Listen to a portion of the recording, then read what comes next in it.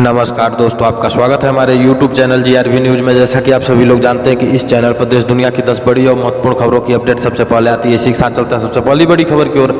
राज्यों से बोला केंद्र ऑक्सीजन टैंकों को एम्बुलेंस समझे, आवागमन के लिए कॉरिडोर बनाए। कोविड-19 संक्रमण के तेजी से बढ़ते मामलों के बीच कई राज्यों में चिकित्सकीय ऑक्सीजन की कमी के मद्देनजर केंद्र सरकार सिंगापुर और संयुक्त अरब अमीरात UAE से ऑक्सीजन ले जाने में सक्षम उच्च क्षमता वाले टैंक आयात करने के लिए बातचीत कर रही है और उसने राज्यों को बंद हो चुके संयंत्रों को ऑक्सीजन की आपूर्ति को बढ़ाने के लिए फिर से चालू करने के निर्देश दिए हैं। गृह मंत्रालय ने एक बयान में बताया कि केंद्रीय गृह मंत्री अमित शाह ने देश में कोरोना वायरस संबंधी हालात की समीक्षा की, जिसके बाद यह कदम उठाया गया है। इसी के साथ अगली खबर, फ्रांस ने महाराष्ट्र में 6 परमाणु रिएक्टर बनाने के लिए भारत को दिया अंतिम प्रस्ताव, 7 करोड़ घर होंगे रोशन। फ्रांसीसी ऊर्जा कंपनी EDF ने शुक्रवार को कहा कि उसने महाराष्ट्र के जैतापुर में 6 परमाणु रिएक्टर बनाने के लिए भारतीय परमाणु ऊर्जा नियम NPCIL को अंतिम प्रस्ताव दिया है। EDF ने कहा है कि रूपरेखा के समझौते पर चर्चा के लिए मंच तैयार किया जा रहा है। परियोजना के विकास के लिए यह एक प्रमुख कदम बताते हुए फ्रांसीसी राजदूत इमैनुअल लेनिन ने कहा कि फ्रांसीसी ऊर्जा कंपनी EDF ने महाराष्ट्र में 6 EPR रिएक्टर बनाने के लिए अपना अंतिम प्रस्ताव पेश कर दिया है। इसी के साथ अगली खबर, कोरोना टीके की पहली खुराक के बाद ही कम हो जाता है खतरा। ब्रिटेन में हुए एक नए अध्ययन में कहा गया है कि देश में फिलहाल लगाए जा रहे एक्सपोर्ट एस्ट्राजेनेका या फाइजर बायोएनटेक के टीके की पहली खुराक के बाद ही संक्रमण का खतरा करीब 65% तक कम हो जाता है।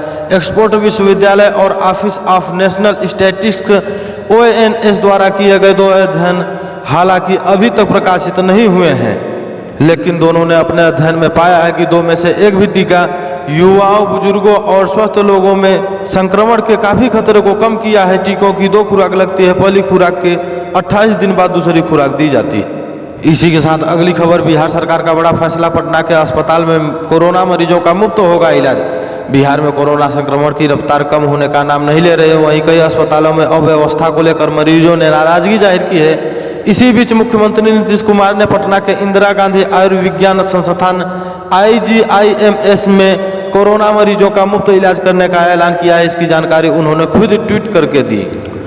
इसी के साथ अगली खबर, आवश्यक चीजों की आपूर्ति पर नजर रखेगा केंद्र, निगरानी के लिए बनाया कंट्रोल रूम।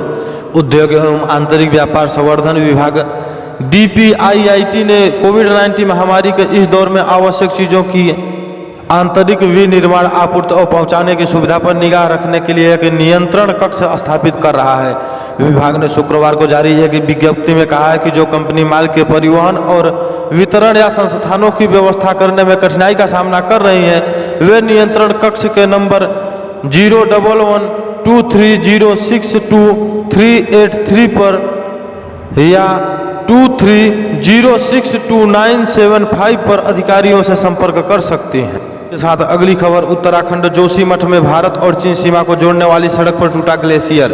उत्तराखंड के जोशीमठ में भारत और चीन सीमा जोड़ने वाली सड़क एक ग्लेशियर टूट गया है। इसकी जानकारी बॉर्डर रोड टास्क फोर्स के कमांडर कर्नल मनीष कपिल ने दी है। जानकारी के अनुसार BRO के मजदूर यहां सड़क कटिंग के कार्य में लगे हुए हैं। माना जा रहा है कि भारी बर्फबारी के चलते ग्लेशियर टूटा है। यहीं पे समाचार समाप्त होता है। इसी प्रकार के समाचार को पाने के लिए इस चैनल को सब्सक्राइब करें और ज़्यादा से ज़्यादा शेयर करें।